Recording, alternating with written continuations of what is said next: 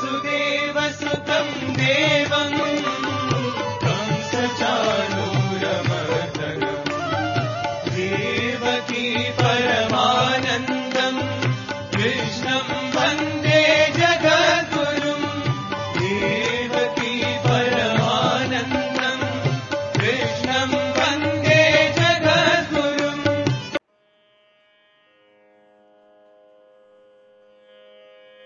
శ్రీ గురుభ్యో నమః. వ్యాస విరచిత శ్రీమద్భాగవతంలో దశమ స్కందంలో నేడు మనం 32వ అధ్యాయం ప్రారంభించుకుంటున్నాం. గత వారం మనం గత పాఠంలో 31వ అధ్యాయం గోపికా గీతలు పూర్తి చేసుకున్నాం. ఆ శ్లోకాలు చదివే విధానము, ఆ శ్లోకాలలో ఉన్నటువంటి అంతరార్థాలు కూడా ప్రతి పదానికి మనం చెప్పుకోవడం జరిగింది. నేడు మనం చెప్పుకుంటున్నటువంటి 32వ అధ్యాయంలో శ్రీకృష్ణ పరమాత్ముడు గోపికలకి దర్శన భాగ్యాన్ని కలిగించి వాళ్ళని ఓదార్చడం అనేటువంటిది జరుగుతుంది. దీని తర్వాత శ్రీకృష్ణ పరమాత్ముడి యొక్క అద్భుతమైనటువంటి రాసక్రీడలు అనేటువంటిది 33వ అధ్యాయం రాబోతుంది. ముందుగా భగవత్స్మరణ చేసుకుని పరమాత్ముని యొక్క దర్శనంతో గోపికలు ఏ విధంగా పులకిత గాతులయ్యారు అనేటువంటిది శ్లోకాలలో వివరించుకున్నాం.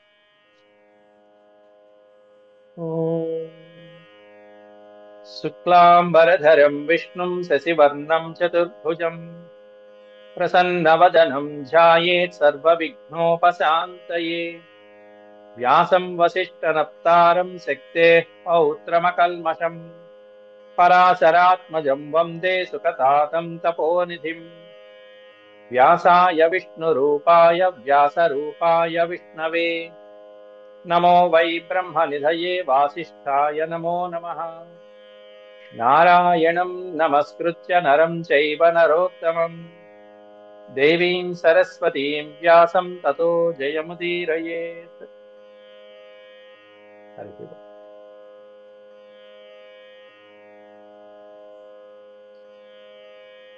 32వ అధ్యాయం దశమ స్కందం.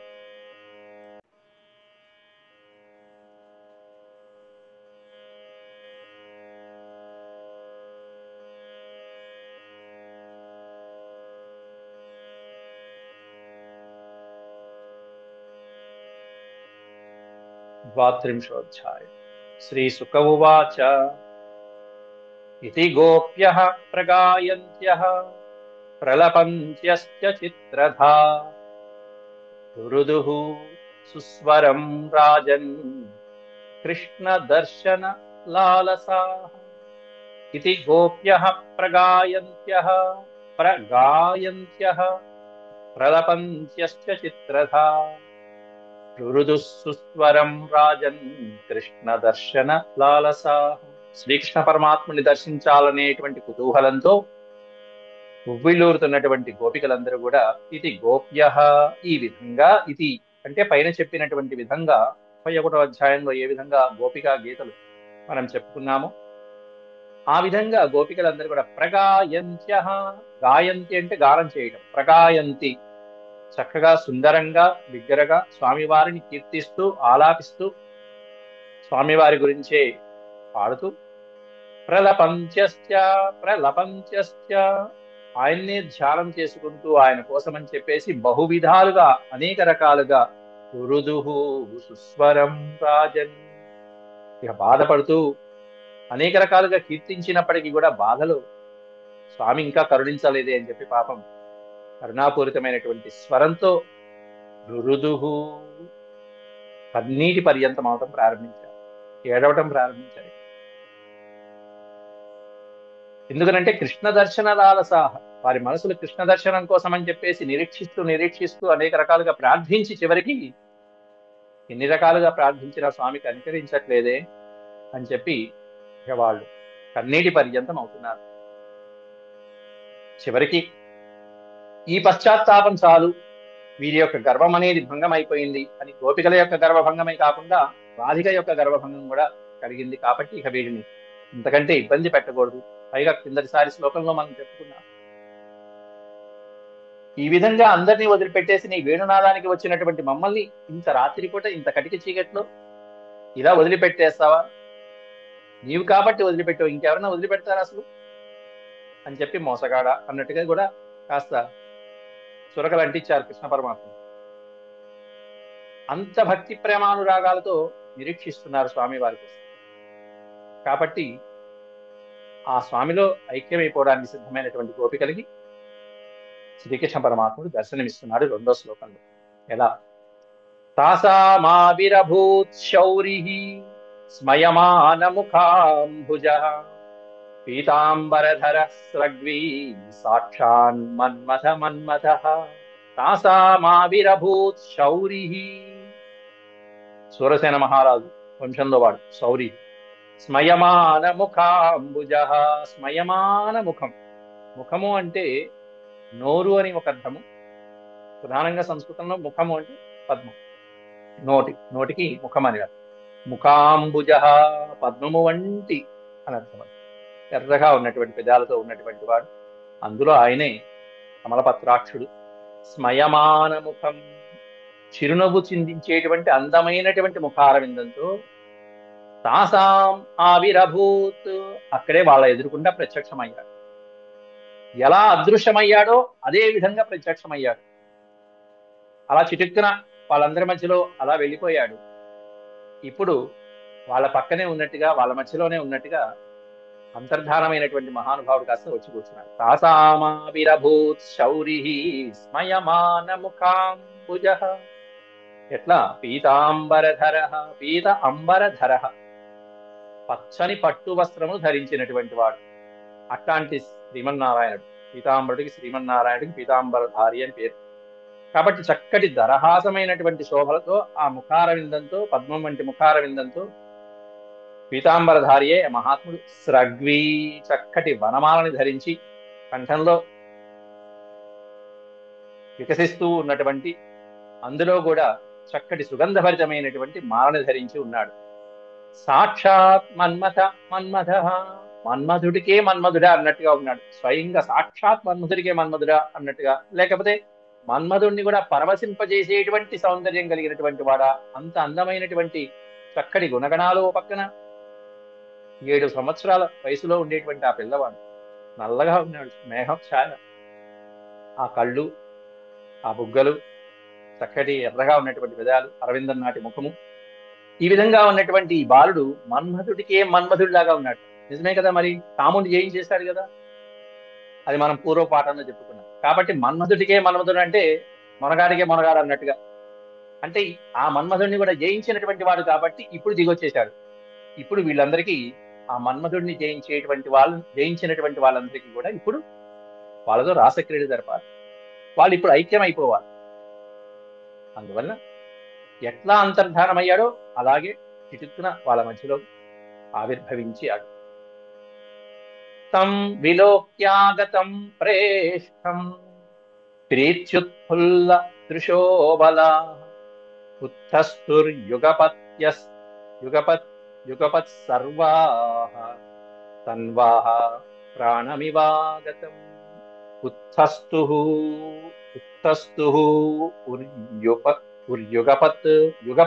ఉర్యుగపత్ సర్వాస్తన్వః ప్రాణమివాగతం.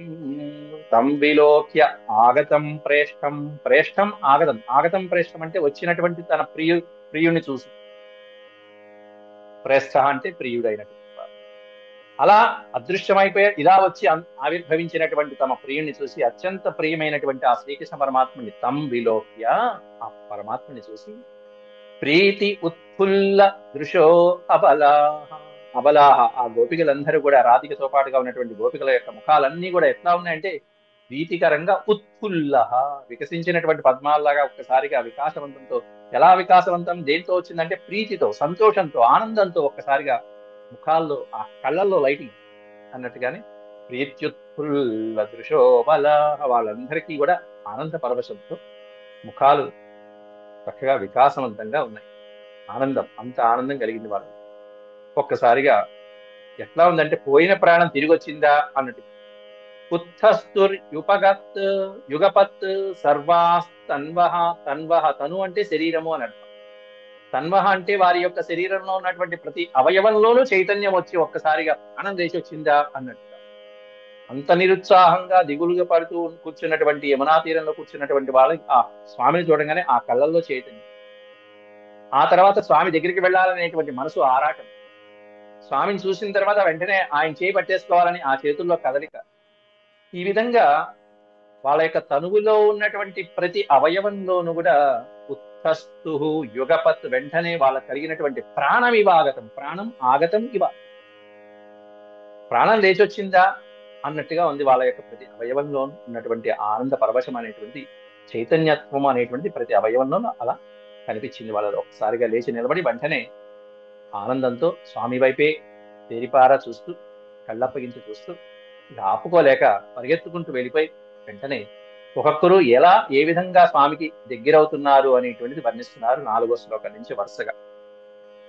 కాచిత్ కరాంబుజం సౌరేః, కాచిత్ కరాంబుజం సౌరేః జగృహే అంజలినాముదా, కాచిద్ దధార తద్బాహుమంసే చందనరూషితం, కాచిత్ కరాంబుజం, కరా ప్లస్ అంబుజం, కరాంబుజం, కరములు అంటే చేతులు. ఒక గోపకాంత వెళ్ళింది సంతోషంగా ఆ కృష్ణుడి యొక్క ఆ కమలముల వంటి కరములు, కరకమలములు అంటారు వాటిని, కరాంబుజం. ఆ కరకమలాలని ఒక్కసారిగా సౌరేహే జగృహే అంజలినా, అంజలిన తన 2 చేతులతో అలా అంజలి 2 చేతులతో పట్టుకుని ఆ కృష్ణ కృష్ణ మమ్మల్ని వదిలిపెట్టి వెళ్ళిపోయావు కృష్ణ అంటూ, ఇంకెప్పుడు ఇలా చేయ కృష్ణ అంటూ ముందు ఆ కరస్పర్శతో మనం చెప్పుకున్నాం, ఆ కరస్పర్శకేంటి పాదస్పర్శకేంటి అధరామృత కానీ ఏంటి, ఈ విధమైనటువంటి అర్థాలు ఏమున్నాయనేది మనం పూర్వపాఠంలో మనం ప్రతిదాన్ని వివరించుకున్నాం. కాబట్టి ఇక ఆలస్యం చేయకుండా వెంటనే వాళ్ళు వచ్చేసి అది చేతులు పట్టేసుకున్నారు. కాచిత్ కరాంబుజం శౌరేహే జగృహే అంజలినా ముదా, ముదా అంటే సంతోషంతో, పరమ సంతోషంతో ఆనందంతో ఆ చేతుల్లోకి ఆ పరమాత్ముడి యొక్క చేతులు పట్టేసుకుంది, నేను ఇంక విడిచిపెట్టను అన్నట్టు.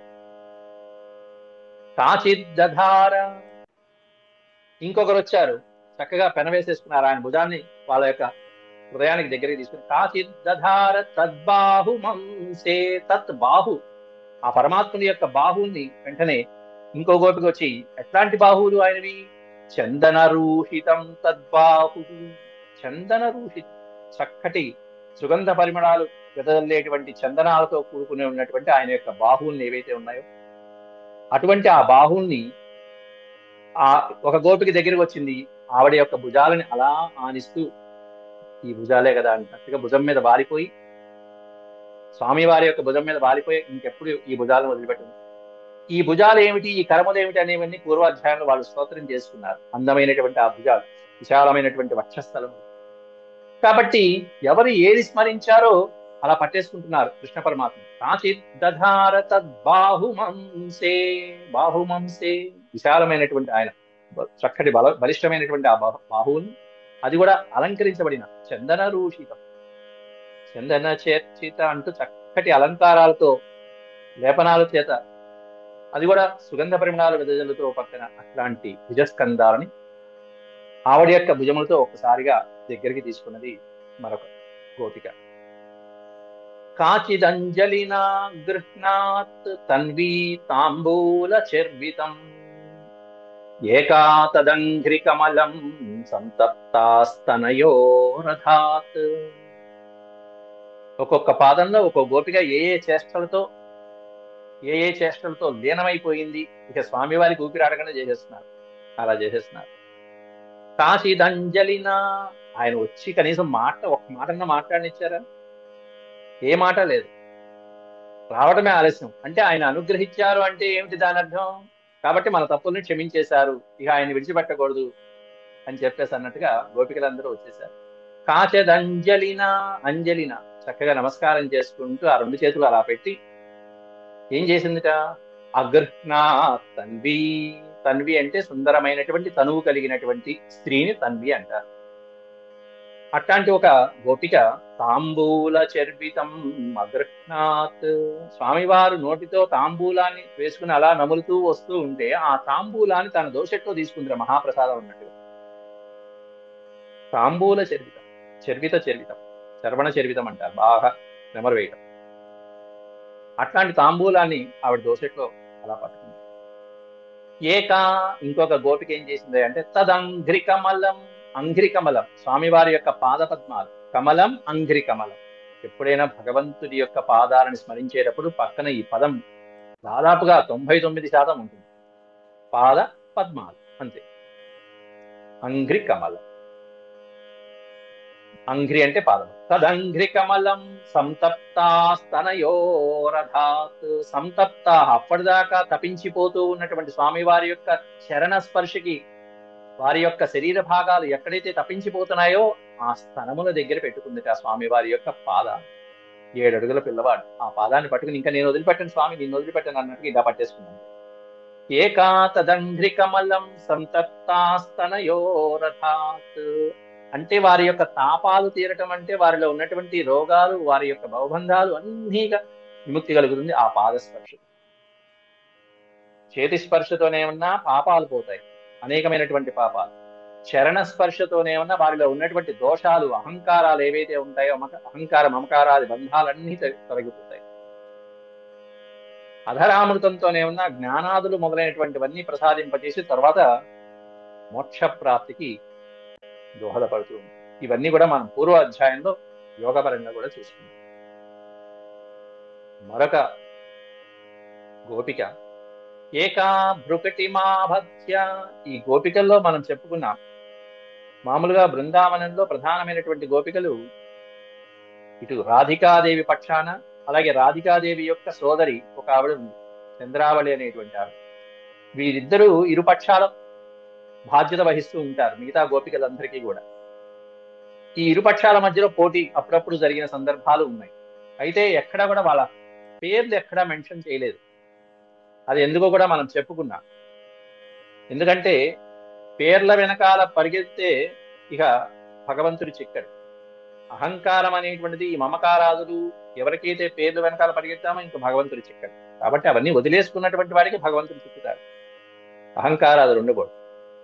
అయితే ఈ ఇరుపక్షాల జట్ల మధ్యలో మళ్ళీ ఈ రాధికాదేవి పక్షాన కొంతమంది గోపికలు, ఈవిడ చంద్రావళి పక్కన కొంతమంది గోపికలు ఉంటూ ఉండేవారు. వీరిద్దరి మధ్యలో కూడా, వాళ్ళిద్దరి మధ్యలో కూడా చక్కగా ఆనందకరమైనటువంటి పోటాపోటీగా నేను ఇట్లా చేస్తాను, ఇలా చేస్తాను, నేను ఇలా చేస్తాను అంటూ ఆ విధంగా కృష్ణుడితో సేవభాగ్యంతోనే పరమాత్ముడికి ఎలా సేవించాలి అనేటువంటి విధంగానే వారి మధ్యలో పోటాపోటీగా ఉండేవారు గోపికలందరూ కూడా.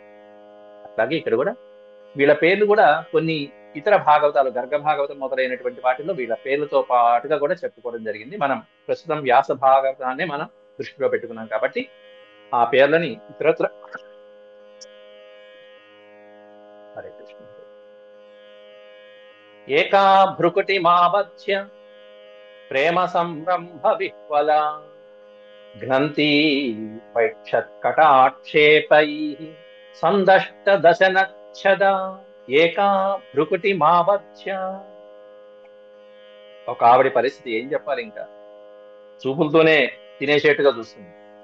ఎట్లా అంటే భృకుటి మారత్య, 2 కనుబొమ్మల మధ్యలో ముడివేసి మరీ చూస్తుంది కోపంగా. సేపు మేము నిరీక్షిస్తే ఇప్పుడు వస్తావా, ఇంత ఇంత బెట్టు చేస్తావా, మమ్మల్ని వదిలిపెట్టి వెళ్ళిపోతావా అంటూ 2 కళ్ళు దగ్గరికి పెట్టి మరి ఆ కనుబొమ్మలు పైకి ఎగరేసి భృకుటి మాభత్య. ఎట్లా, దేనికోసం, కోపంతోనా? అబ్బే కోపం కాదు, ప్రేమ సంరంభ విహ్వల, ప్రణయ కోపం. అదంతా స్వామివారి మీద ఉండేటువంటి ఆ ప్రణయ కోపం విహ్వల, విలవిల్లాడిపోయింది. స్వామి ఆ క్షణం పొద్దున ఎప్పుడో గో సంరక్షణ కోసం ఆ బృందావన వన ప్రాంతాలకు వెళ్ళి సాయంత్రం పూట తిరిగి వస్తేనే అరనిమిషం కూడా ఉండలేనటువంటి గోపికలు వీళ్ళందరూ. అట్లాంటిది పాపం వీళ్ళని ఇంత తాపంలో ముంచేసి అలా అదృశ్యమైపోయి వెళ్ళిపోయి వచ్చేటప్పటికీ ఆ గోపిక ఆ ప్రణయ కలహంలో విహ్వల, విలవిల్లాడిపోయి తప్పించిపోయి ఏం చేయలేక ఆవిడ యొక్క శరీర ముఖ కవలికలు ఏవైతే ఉన్నాయో వీటి ద్వారా స్వామివారికి తన ఆవేదనని వ్యక్తం చేస్తుంది. భృకుటి మారత్య సందష్ట దశనచ్చద. సందష్ట దశనం అంటే పళ్ళతో పెదవులని కొరుకుతూ, అల్లరి పిల్లాడని ఇట్లా చేస్తావా, తుంటరి పిల్లాడని ఇలా చేస్తావా. సందష్ట దశన, దశనములు ఆ పెదాలని దంతాలతో కొరుకుతూ ఆ కలుబొమ్మల ముడివేసి ఎట్లా చూస్తున్నదిట. ఘ్నంతీవ ఐక్షత్ కటాక్షేపై. కటాక్షేపై ఆవిడ యొక్క దృక్కులతో, చూపులతోనే ఘనంతీవ, రా ఈసారి రా నా దగ్గరికి రా, నేను కొట్టేస్తాను పట్టుకుని అంటే చూపులతోనే కొట్టేస్తుందా అన్నట్టుగా చూస్తున్నది గోపిక. అది అదంతా కూడా ప్రేమ సంబంధమైనటువంటి విరహమైనటువంటి తాపం. అట్లా ఆ ప్రణయ తాపాలన్నీ కూడా గోపికలు ఈ విధమైనటువంటి వివిధ ముఖ కవళికల ద్వారా, వివిధ రకాల చేష్టల ద్వారా స్వామివారికి వ్యక్తం చేస్తున్నారు. ఇంకొక గోపిక అయితే అపరా నిమిష దృగ్భ్యాం జుషాణా తన్ముఖాంబుజం ఆపీతమపి నాతృప్యత్ సంతస్తరణం యథా సంతః తచ్చరణం యథా. ఆపీతమపి, ఆపీతం మొత్తం తాగేస్తున్నట్టుగా, జుర్రేస్తున్నట్టుగా. అపర, అపర అంటే మరొక గోపిక. అనిమిషత్ దృగ్భ్యాం, దృగ్భ్యాం అంటే నేత్రములతోనే మొత్తం అంతా, అంటే చక్కగా చూపులతో తాగేస్తున్నాము అన్నట్టుగా. చూపులతో తాగుతారు ఎవరైనా, నోటితో తాగుతారు కానీ ఆవిడ ఎట్లాగో చెప్తున్నారు. అపరా నిమిషదృగ్భ్యాం జుషాణ తన్ముఖాంబుజం, తన్ముఖ అంబుజం, ముఖాంబుజం. ఆపీతమపి నాతృప్యత్ సంతః తచ్చరణం యదా. మొట్టమొదట ఇది ఉదాహరణ చెప్పడం జరిగింది, ఉపమాలంకారం అంటారు. యథా సంతః తచ్చరణం. సంతః అనే పదానికి అర్థం సత్పురుషులైనటువంటి వాళ్ళు, పండితులైనటువంటి వాళ్ళు, భక్తులైనటువంటి వాళ్ళు శ్రీహరి యొక్క పాదపద్మాల యొక్క చరణాల కోసం అని చెప్పేసి ఏ విధంగా అయితే దర్శించడం కోసం తపిస్తూ ఉంటారో, దర్శించి కూడా ఏ విధంగా అయితే తృప్తి పొందకుండా ఉంటారో, నా అతృప్యత్, నా అతృప్యత్, తృప్తి కలగదు వాళ్ళకి. ఆ వెంకటేశ్వర స్వామి యొక్క పాదపద్మాలు ఆ లైన్ లో నుంచి ఆ ఒక్క 5 సెకండ్లు 10 సెకండ్ల కోసం నుంచుంటాం, తృప్తి కలుగుతుందా మనకి? ఆ పాదపద్మాలు స్వామి వారి యొక్క ఆకారం చూడంగానే నా అతృప్యత్. అలా భక్తజనులైనటువంటి వాళ్ళు సంతః తచ్చరణం దృష్ట్వా న అతృప్యతి. సత్పురుషులైన వాళ్ళు, భక్తులైనటువంటి వాళ్ళు, యోగులైనటువంటి వాళ్ళు పరమాత్మ యొక్క చరణాలను చూసి కూడా ఏ విధంగా అయితే తృప్తి చెందకుండా అలా సరిపెట్టుకుంటూ ఉంటారో, అట్లా ఒక గోపిక రెప్పవాల్చకుండా చూస్తుంది కదా. అపరా అనిమిష దృగ్భ్యాం, నిమిష, నిమిషము అనిమిషం, రెప్పవాల్చకుండా అలాగే చూస్తుంది. మళ్ళీ రెప్పవాలిస్తే బ్రహ్మదేవుడు ఈ రెప్పవాల్చడం మీద మనం కిందసారి శ్లోకం చెప్పుకున్నాం. ఆ మూర్ఖుడైన బ్రహ్మదేవుడు ఈ రెప్పవాల్చడం ఏమిటో పెట్టాడు, ఆ క్షణం కూడా స్వామి వారిని చూడలేకపోతున్నాం అని చెప్పి.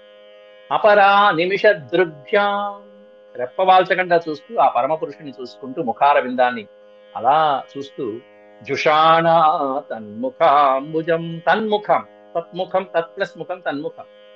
తత్ అనే పదం ఎక్కడ వచ్చినా సరే పరమాత్ముడు, పరమాత్ముడు, పరమాత్ముడు. ఆ పరబ్రహ్మ యొక్క, శ్రీకృష్ణ పరమాత్ముడి యొక్క ముఖాంబుజం, ఆ ముఖ సరోరుహాన్ని అలా చూసుకుంటూ జుషాణ చూస్తూ.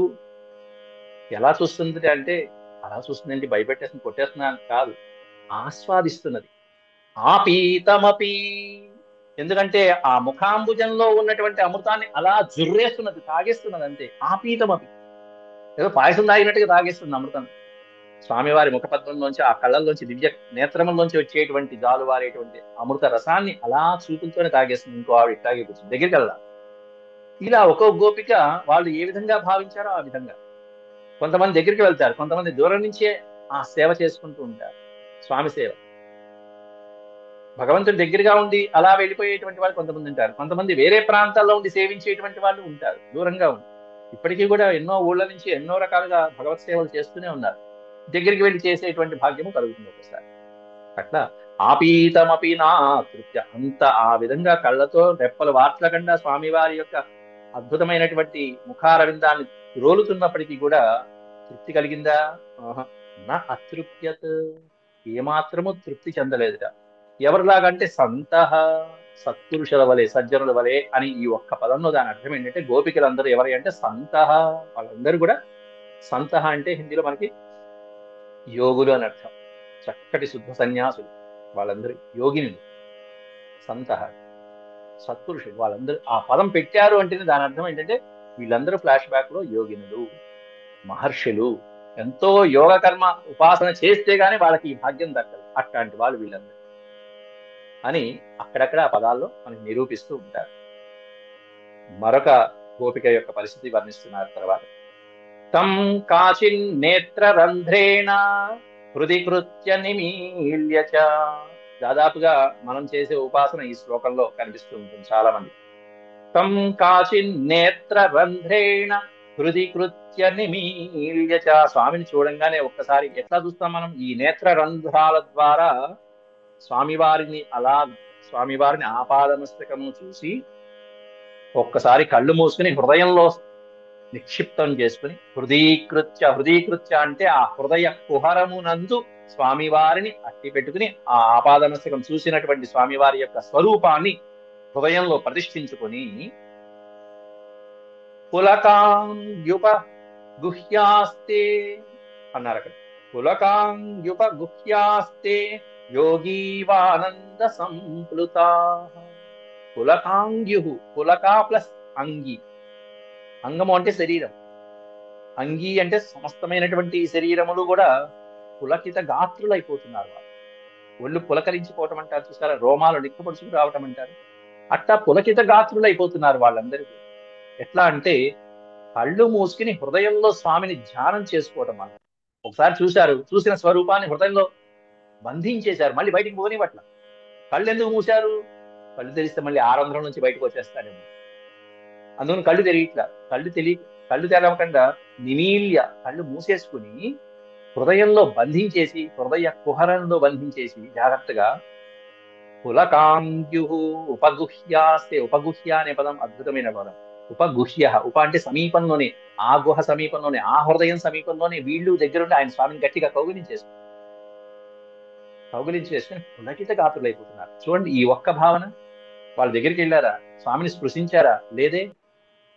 కొంతమంది ఇప్పటికీ కూడా కొన్ని దేవాలయాల్లోకి వెళ్లి స్వామివారి యొక్క స్వరూపాన్ని ఆపాదమస్తకం చూసి బయట కూర్చుని చక్కగా ఇలా ధ్యానం చేసుకుని కళ్ళు మూసుకుని స్వామివారిని ఆపాదమస్తకము ఏదైతే స్వామి స్వరూపం, అందమైన స్వరూపం చూశారో ఆ స్వరూపాన్ని భావన చేసుకుంటారు హృదయంలో. ఆ భావన చేసుకుని హృదయంలో బంధించేసుకుని ప్రతిష్ఠ చేసుకుని అప్పుడు మళ్ళీ ప్రయాణం చేస్తారు. పునర్దర్శన ప్రాప్తి రస్తు అనుకుని బయలుదేరతారు.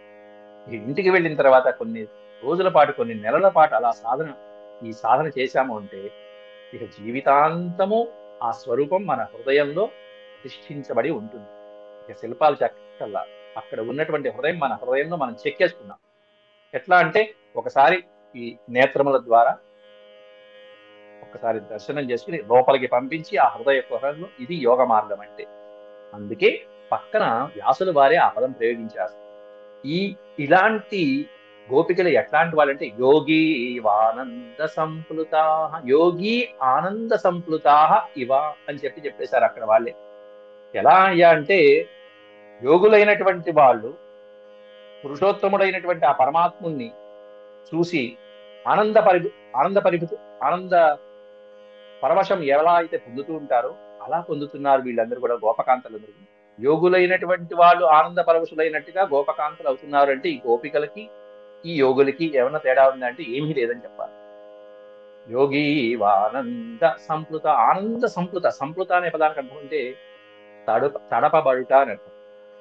యోగులైనటువంటి వాళ్ళు పరమాత్ముని మనసులో ధ్యానించుకుని వాళ్ళు ఆనందం చేత ఏ విధంగా అయితే తడపబడుతూ ఉంటారో అలా వారి యొక్క హృదయంలో ఈ గోపకాంతలు స్వామిని నిక్షిప్తం చేసుకుని ఆనంద పులకితలైపోతున్నారట, పులకిత గాత్రులైపోతున్నారట.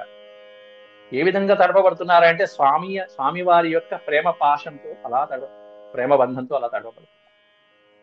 అమృతం లాంటి చక్కటి స్వామివారి చూపులతో. ఇక్కడ కరస్పర్శ లేదు, చరణస్పర్శ లేదు, అధరామృతం లేదు, కేవలం భావన. ఈ భావన కోసం ఇంత తప్పించిపోయారు. అసలు ఈ వేణుగీతాలు ఇవన్నీ లేకుండా ఇదే ఇంట్లో కూర్చొని ఇట్లా చేసుకోవచ్చుగా. చేసుకున్న వాళ్ళు ఉన్నారు. ఆ చేసుకుని అప్పుడే సద్యోముక్తిని పొందినటువంటి వాళ్ళు కూడా ఉన్నారు. అప్పటికప్పుడే ఈ భావన చేసుకుని తప్పించిపోయారు. ఇక్కడ వీళ్ళకి స్వామివారి యొక్క దర్శన భాగ్యం కలిగింది, ఎదురుకుండా చూశారు, ఇంకేం కావాలి, స్వామి దర్శనం అయిపోయింది, ఆహా అని చెప్పి హాయిగా. చూడండి ఎక్కడ వాళ్ళలో పోని ఇటువంటి వర్ణన ఎంత బాగుందో చూసారా. వీళ్ళలో ఏమన్నా కామోద్రేకమైందా, పోనీ మన్మథ భావాలు ఏమన్నా కలిగాయా? ఎంత భక్తిది, అద్భుతమైనటువంటి భక్తి కాదండి. కాబట్టి మనం ఈ రాసలీలలో ఉన్నటువంటిదంతా కూడా శృంగారం అనేటువంటి భావించుకోవడం అనేది తప్పు. ఈ విధంగా భావించుకుంటున్నారంటే ఎంత పరమ భక్తులైనటువంటి వాళ్ళకి ఇది సాధ్యమవుతుంది. అంత ఆనంద తృప్తి పడిపోతున్నారు వాళ్ళందరూ కూడా. తర్వాత శ్లోకంలో సర్వాస్తా కేశవాలోక పరమోత్సవ నిర్వృతా జహుర్విరహజం తాపం ప్రాజ్ఞం ప్రాప్య యథా జనా. సర్వాహ తాహ తాహ సర్వాహ, ఆ గోపికలందరూ కూడా కేశవ ఆలోక పరమోత్సవ నిర్వృతా, కేశవుణ్ణి చూసినటువంటి పరమానంద భరితంలో ఆనంద పరవశులైపోతున్నారు, ఊగిపోతున్నారు. తనువు, దేహము, అలాగే మనస్సు అంతా ఎట్లా ఉందంటే పండగ వాతావరణం లాగా ఉంది వాళ్ళకి. అందువల్లనే పరమోత్సవ అనే పదం పెట్టారు. ఉత్సవం కూడా కాదు, పరమోత్సవం లాగా ఉంది వాళ్ళ యొక్క హృదయాలు, అంత పరమానందంగా ఉన్నాయి. దేనికంటే కేశవ ఆలోకనం, పరమాత్ముడిని చూశామనేటువంటి భాగ్యాన్ని పురస్కరించుకుని వాళ్ళు పరమోత్సవం చేసుకుని వేడుక చేసుకుంటున్నట్టుగా ఉన్నారు. జహుర్ విరహజం తాపం, విరహజం తాపం జహు, ఇప్పటిదాకా స్వామివారి యొక్క వియోగం, ఆ విరహం వలన వచ్చినటువంటి తాపం అంతా కూడా జహుహు విడిచిపెట్టేశారు. ఒక్క క్షణకాలం పాటు అలా పోయింది. స్వామివారి దర్శన భాగ్యంతో అంతా పోయింది, అంతా మర్చిపోయారు.